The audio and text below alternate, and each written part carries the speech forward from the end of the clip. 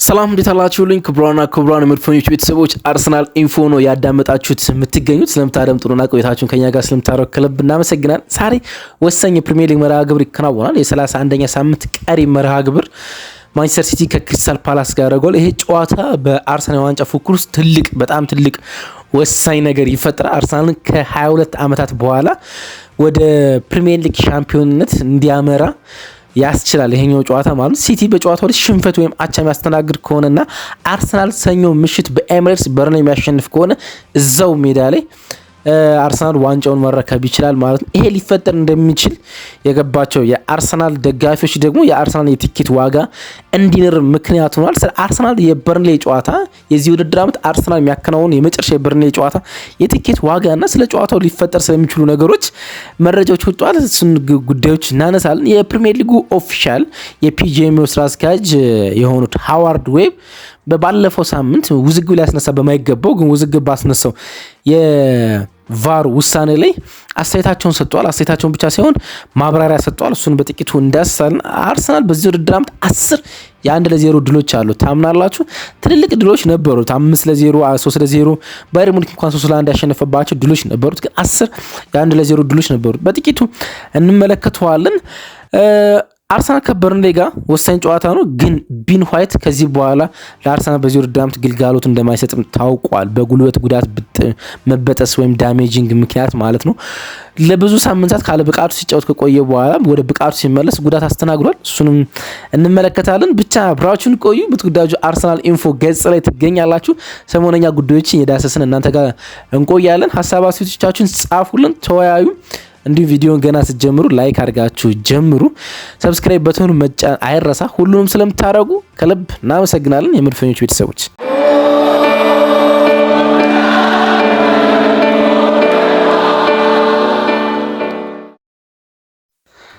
ተመልሰናል። አድማጮቻችን ሲቲ ዛሬ በኢታድ በ31ኛ ሳምንት ሊጫወቱ የነበረው መርሃ ግብር ያ ማለት በካራባኦ ካፕ ፍጻሜ ጨዋታ እንደ ቀሪ የተያዘ መርሃ ግብር አርሰናል ከብራይተን ጋር ነበረ። ቀደም ብሎ ተጫውቶታል። ሲቲ ግን መርሃ ግብር አልተጫወተም ነበር። ዛሬ ምሽት 4 ሰዓት ላይ በኢታድ መርሃ ግብር ያከናውናል። ይህ መርሃ ግብር ኖርማል መርሃ ግብር አይደለም። በጣም ትልቅ ጨዋታ ነው። ትልቅ ጨዋታ መሆኑን የሚያሳዩ ብዙ ምልክቶች በእንግሊዝ እግር ኳስ ውስጥ እየተፈጠሩ ይገኛሉ። እንግዲህ ሲቲ ዛሬ የሚያሸንፍ ከሆነ የዋንጫው ፉክክር ይቀጥላል እስከ መጨረሻው ሳምንት ማለት ይቻላል እስከሚቀጥለው። ምክንያቱም በዚህኛው ሳምንት መጨረሻ ቅዳሜና እሁድ ሲቲ የኤፍኤ ካፕ ፍጻሜ ነው እንጂ የፕሪሚየር ሊግ መርሃ ግብርን አያከናውንም። ቅዳሜና እሁድ ማከናወን የነበረበትን የፕሪሚየር ሊግ መርሃ ግብር የሚያከናውነው ከማክሰኞና ሮብ ከቦርንማውዝ ጋር ነው። ከቼልሲ ጋር የኤፍኤ ካፕ ፋይናል ስለሚኖርበት ማለት ነው። ስለዚህ የዋንጫው ፉክክር እስከ መጨረሻው ሳምንት ይቀጥላል ማለት። ሲቲ ግን ሽንፈት ወይም ደግሞ የአቻ ውጤት የሚያጋጥመው ከሆነ ትልቅ ብሬክ ዳውን ይሆናል። በጣም ትልቅ ብሬክ ዳውን ማለት ነው። ሲቲ ከክሪስታል ፓላስ ጋር ነው የሚጫወተው። ክሪስታል ፓላስ 44 ነጥብ ላይ ነው የሚገኘው። የምንም አይነት የመውረድም ወደ ላይ የመውጣትም በዋንጫ ፉክክር በወራጅ ቀጠና ውስጥ በሁሉም ነገር ውስጥ ትርጉም አልባ ነው። ክሪስታል ፓላስ በጣም ትርጉም አልባ ነው ለዚህ ውድድር ማለት ነው። ለኮንፈረንስ ሊግ ፋይናል ደርሰዋል በኦሊቨር ግራስነር እየተመሩ፣ ግን በፕሪሚየር ሊጉ ምንም ናቸው። ግን አብዛኛውን የጉዳት ዜና የለባቸውም። በጣም ጥርት ያለ ስኳድ ነው ያላቸው። በቅርብ ሳምንታት በፕሪሚየር ሊጉ ውጤቶቻቸው ልክ አይደሉም፣ በፍጹም ልክ አይደሉም። ግን እዚህኛው ጨዋታ ላይ ምን ሊፈጥሩ እንደሚችሉ አይታወቅም። ግን ሲቲ ያቻ ውጤት ወይም ሽንፈት በሜዳው ኢታድ የሚያስተናግድ ከሆነና አርሰናል ሰኞ ምሽት ቅዳሜና እሁድ አርሰናል አይጫወትም። ሰኞ ምሽት ይህን የፕሪሚየር ሊግ መርሃ ግብር ከበርንሌይ ጋር የሚያደርገውን የ37ኛ ሳምንት መርሃ ግብር በየትኛውም ውጤት የሚያሸንፍ ከሆነ እዛው ኤሚሬትስ ስታዲየም ዋንጫው መረከብ ይችላል። የመጨረሻ ሳምንት የክሪስታል ፓላስ ጨዋታ ሳይጠበቅ ማለት ነው። ለምን ካላችሁ እንግዲህ ሲቲ አሁን የሚገኝበት ነጥብ 5 ነጥብ ነው። 74 ነጥብ ላይ ነው የሚገኘው። ከአርሰናል ጋር 5 ነጥብ ልዩነት አላቸው። አቻ ይወጣል ብለን ማክሲመም ፖይንት አቻ ይወጣል ብለን ብናስብ 75 ነው የሚገባ። ከዛ በኋላ የሚኖረው የነጥብ ልዩነት 2 ጨዋታ ስለሚቀር ከቦርንማውዝና ከቪላ ድምር ውጤት 81 ላይ ነው የሚደርሰው ማለት ዛሬ አቻ የሚወጣ ከሆነ።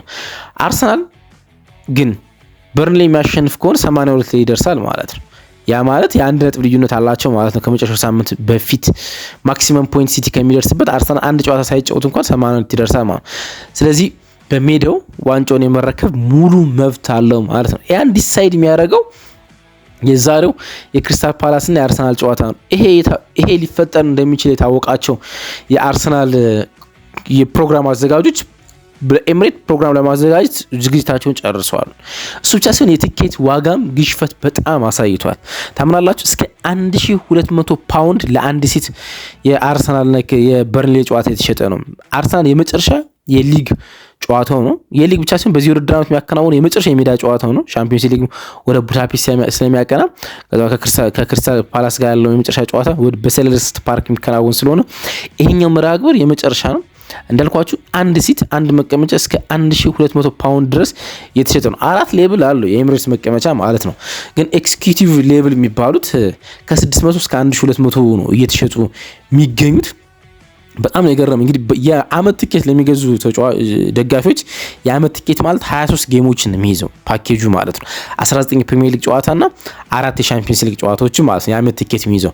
ምክንያቱም ሌሎቹ ከዛ ውጭ ያሉ ጨዋታዎች የነካውት ናቸውና ማለፍና መውደቁ ስለማይታወቅ በእርግጠኝነት ሌሎቹ ቲኬቶች ጨዋታዎቹ ሲደርሱ ብቻ ነው የሚሸጡት። የኤፍኤ ካፕ፣ የካራባ ካፕ እንዲሁም የሻምፒዮንስ ሊግ የነካውት ጨዋታዎች ጌሞቹ ሲደርሱ ነው የሚሸጡ። ግን 19 ፕሪሚየር ሊግ እና 4 የሻምፒዮንስ ሊግ ጨዋታዎች ቀድሞ ነው የሚሸጡና 2112 ፓውንድ ነበር የአመቱ ነው የምላችሁ። እነዚህን ቲኬቶች የአመቱ የሚገዛው 2112 እንትኑን ሳይጨምር ማለት ነው። ሆስፒታሊቲውን ጥቅሙን የምግብ ምናምን ሳይጨምር ለመግቢያ ብቻ 2112 ፓውንድ ነበረ። አሁን ኦልሞስት እዚህ ነው የሚደርሰው ማለት ነው። ይህ ራሱ በጣም ውድ ነው። ከሌሎች የፕሪሚየር ሊግ ቲኬቶች ጋር ሲያዝ በጣም ውድ ነው። ግን አሁን ኦልሞስት እዚህ ጋር ነው የሚደርሰው። በበርንሌው ጨዋታ ርካሹ መቀመጫ አዌይ ሳይድ ያለው ነው። ለበርንሌዎች በተዘጋጀው ቦታ ላይ ያለው 400 ፓውንድ ብቻ ይሸጣል። እሱ ደግሞ ምክንያት አለው። በርንሌ መውረዱን ስላደረጋገጠ 3000 ቲኬቶች ተሰጥቶት ነበር። ወይም ደግሞ በኤምሬት ላይ ለአዌይ የሚሰጡ 3000 ቲኬቶች ተሰጥቶት ነበር ለበርንሌ ደጋፊዎች ማለት ነው። ግን የበርንሌ ደጋፊዎች እነዚህን ቲኬቶች መግዛት ስላልፈለጉ በርንሌ ራሱ ቲሙ 1500 ቲኬቶችን ለአርሰናል መልሷል። 1500 ቲኬቶችን ማለት ነው። ኦልሞስት ግማሽ ቲኬቶችን ለአርሰናል ተመላሽ አድርጓል። በዚህ ምክንያት አርሰናል እነዚህን ቲኬቶች በ400 ፓውንድ እየሸጣቸው ነው። የመጨረሻ ውዶቹ ቲኬቶች እነዚህ ናቸው። አርሰናል ሌላ ኦፊሻል ያደረገው ነገር አለ። ሪሴል ቲኬቶችን እንደማይፈቀድ አንዳንድ ደጋፊዎች ቲኬት ሪሴል እያደረጉ ነው። በጊዜ የገዙትና በርካሽ የገዙትን ቲኬት በውድ በ1200 ፓውንድ በአንዳንድ ህገወጥ የቲኬት መሸጫ ዌብሳይቶች እየሸጧቸው እንደሆነ ተሰምቷል።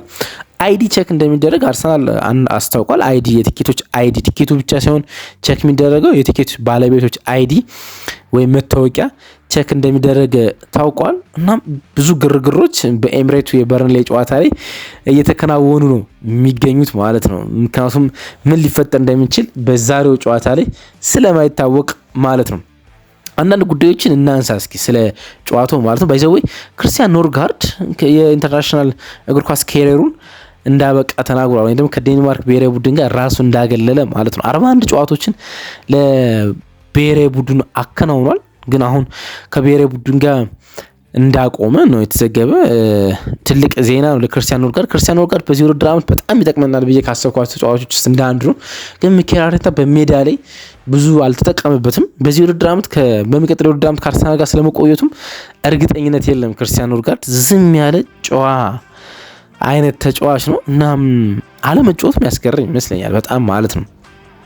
ሌላ እንዲያው በዚሁ አንስቸው ልለፍ ብዬ ክርስቲያን ኖርጋርድን በመሃል ያነሳሁት ይቅርታ አድርጉልኝ። ከሰሞኑ ትልቅ መነጋገሪያ ነበረ የአርሰናል ዌስት ሃም የመጨረሻ ደቂቃ የቫር ውሳኔ አይደለ? እኔ አላቅም በፍጹም ሊገበኝ አልቻለም። ይሄን ያህል ውስብስብ ደግሞ ረግጥ በሜዳው ውስጥ የነበረው የመሃል ዳኛ ክሪስ ካቫን ያን ያህል ፉቴጅ ለምን መመልከት እንዳስፈለገው አይገባኝ።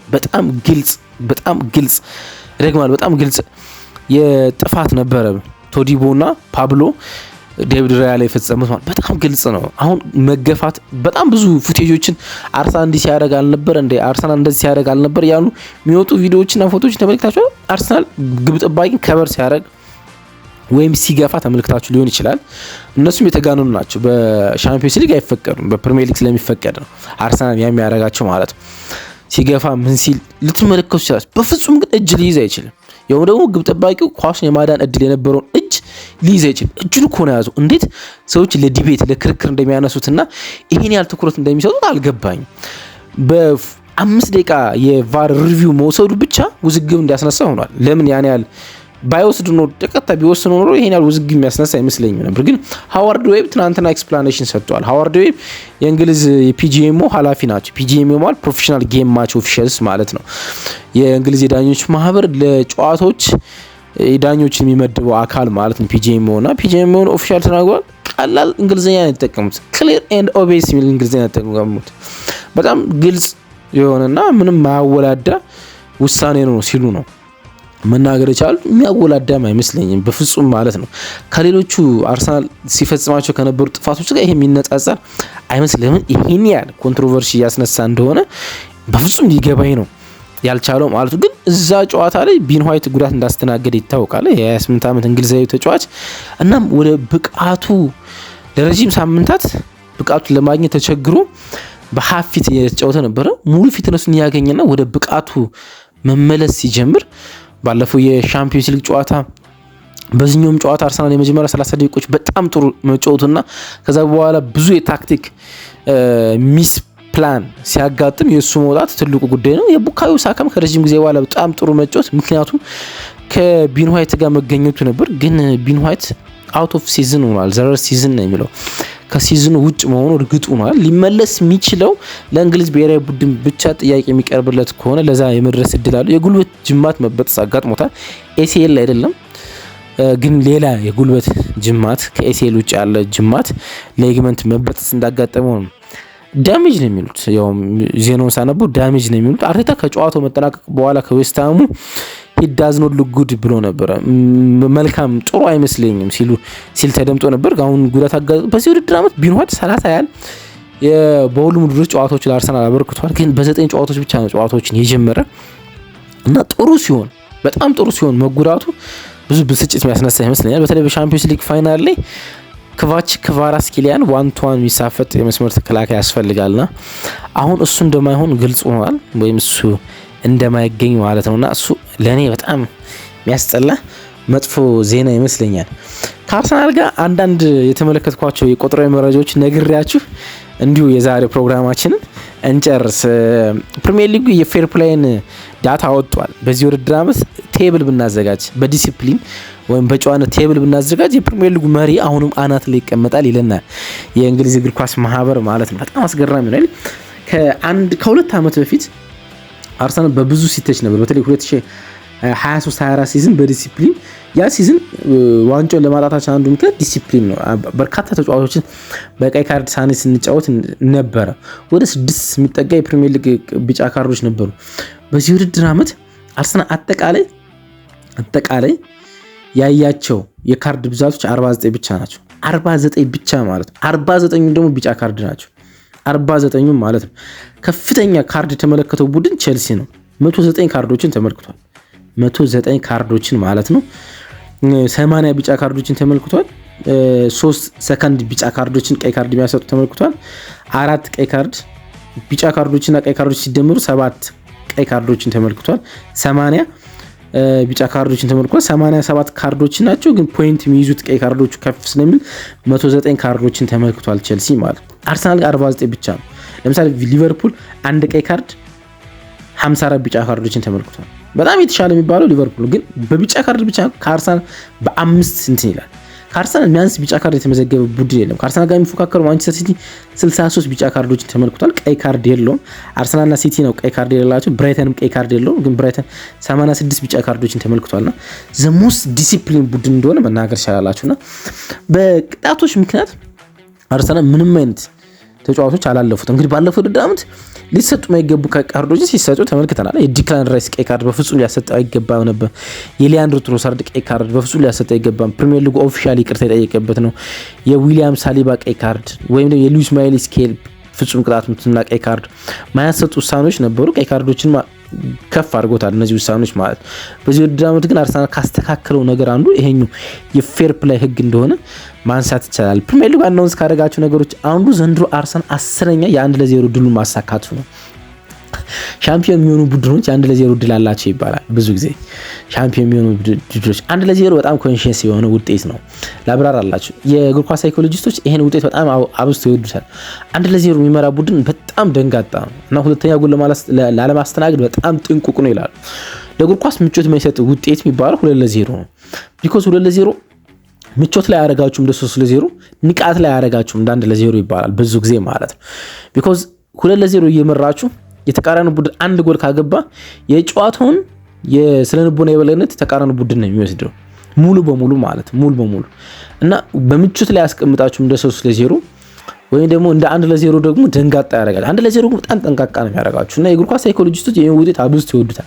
አርሰናል ከዌስትሃም ጋር 1-0 ከተለያየ በኋላ 10ኛ የ1-0 ውጤቱ ነው። በዚህ ውድድር አንዳንድ ትልልቅ ውጤቶች ነበሩት። ለምሳሌ ነሐሴ ላይ ሊድስን 5-0፣ መስከረም ላይ ኖቲንጋም ፎረስትን 3-0 ያሸነፈበት፣ ጥቅምት ላይ አትሌቲኮ ማድሪድን 4-0 እንዲሁ ስፐርስን 4-1 ያሸነፈንበት፣ ባየር ሙኒክን 3-1 ያሸነፍንባቸው ውጤቶች ነበሩ። ግን በቅርብ ጊዜ በተለይም ቶተንሃም ሆትስፐርን 3-1 ካሸነፍነ 4-1 ካሸነፍነ በኋላ ፉልሃም 3-0 እስከናሸንፍ ድረስ ከሁለት ጎል በላይ አስቆጠረን ያሸነፍነው ቡድን አልነበረም እና ይህን የሚካኤል አርቴታ ቡድን ከጆርጅ ግራሃም ከ1980ዎቹ 90ዎቹ አርሰናል ጋር እያመሳሰሉት ይገኛሉ። አርሰን ቪንገር ወደ አርሰናል ከመምጣታቸው በፊት የነበረው አሰልጣኝ ጆርጅ ግራሃም አርሰናል ከፍ ካደረጉ አሰልጣኞች እንዳንዱ ነው። ቶኒ አዳምስ ያስቆጥራል፣ ቶኒ አዳምስ ይከላከላል ይባል ነበር ያኔ ማለት ነው። ምክንያቱም ቶኒ አዳምስ ኮርነር ያስቆጥርና ቶኒ አዳምስ መጥቶ ደግሞ ሴንተር ባክስ ሆኖ ይከላከላል። ልክ እንደ ገብርኤል ማጋለሽ ልትሉ ትችላላችሁና ከዛ ጋር የመሳሰሉት ይገባሉ። ቁጥሩ በጣም አስገርሞኝ ነው የ1-0 ውጤት ብዛት የዴቪድ ራያን ክሊንሺትም ምን ያህል ከፍ እንዳደረገው መመልከት ትችላላችሁ። ያለፉት ቅርብ ሳምንታት ያለፉት 5 ጨዋታዎች በፕሪሚየር ሊጉ የአርሰናል ሁለቱ ሴንተር ባኮች በክፍት ጨዋታዎች ጎል አልተቆጠረባቸውም። ታምናላችሁ? ዴቪድ ራያ እና ከፊት ለፊታቸው ያሉት ዊሊያም ሳሊባ እና ገብርኤል ማጋለሽ ምንም አይነት ኦፕን ፕሌይ ጎል አልተቆጠረባቸውም። ያኔ በጣም ሶሊዳቸውን በአመቱ መጀመሪያ የነበራቸውን ጥንካሬ መልሰው እንዳገኙ መመልከት ትችላላችሁ። ክሪስታል ፓላስ ከማንቸስተር ሲቲ በኢታድ ምሽት 4 ሰዓት የአርሰናል የዋንጫ ተስፋ አሳልፈው መስጠት ይችላሉ ሲቲዎች። ዛሬ ምሽት ከአርሰናል ከበርንሌ ጨዋታ በላይ ይሄን ጨዋታ በጉጉት እንጠብቃለን። ምንም አይነት ውጤት ከማሸነፍ ውጭ ያለው ውጤት አርሰናልን በሚቀጥለው ሰኞ ሻምፒዮን የማድረግ እድል አለው። ትኩረቶች ሁሉ የዛሬ ምሽት የዳር ጨዋታዎች ላይ ያተኩራሉ።